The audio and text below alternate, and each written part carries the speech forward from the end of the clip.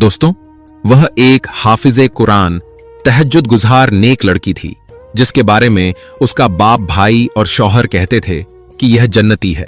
मगर जब वह लड़की मर गई तो उसकी कब्र पर बिल्लियां आकर रोने लगीं।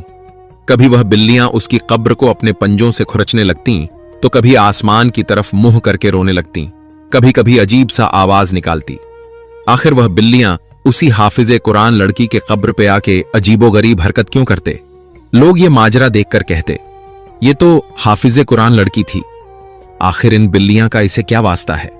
पूरे इलाके में खौफ और हड़कंप फैल गया था। किसी को कुछ समझ नहीं आ रहा था कि आखिर यह माजरा क्या है।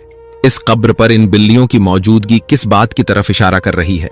कौन सा गुनाह हुआ था उस लड़की से जिसके मरने के बाद जानवर भी उसको माफ करने पर तैयार नहीं थे, जो उसकी कब्र पर बैठकर इंसाफ मांगते हुए नजर आते थे?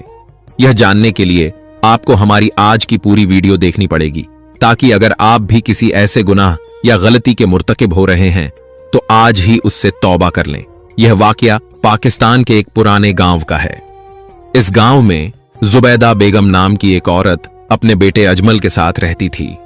जुबैदा एक बहुत बड़े जमींदार घराने से ताल्लुक रखती थी। उसे अपने एक नौकर से मोहब्बत हो गई। उसके साथ शादी करने की सजा के तौर पर जुबैदा को सारी जायदाद से बेदखल कर दिया गया था। उनके लिए मायके के दरवाजे बंद कर दिए गए। दोबारा कभी उन्हें पलटकर भी उनकी खबर नहीं ली। उसने सारी जिंदगी अपने शौहर के साथ गरीबी के आलम में गुजारी। कभी अपने बाप और भाई की तरफ हाथ नहीं फैलाया, ना उनसे कभी किसी बात की उम्मीद रखी। वह अपनी जिंदगी में बहुत खुश थे। उसकी सारी तवज्जो और उम्मीदों का मरकज उसका बेटा था। जब उसका बेटा जवान हुआ, कमाने के काबिल हुआ, तब जुबैदा का शौहर इंतकाल कर गया। वह दोनों मां बेटा बहुत उदास थे कि अब तो अब्बा के आराम करने की उम्र थी, मगर वह हमें छोड़कर चले गए। अजमल बहुत अच्छी नौकरी पर लग गया था। उसकी अच्छी खासी तनख्वाह थी, जो घर की सारी जरूरियात पूरी करने के साथ साथ उन लोगों को सहूलियात देने के लिए भी काफी थी।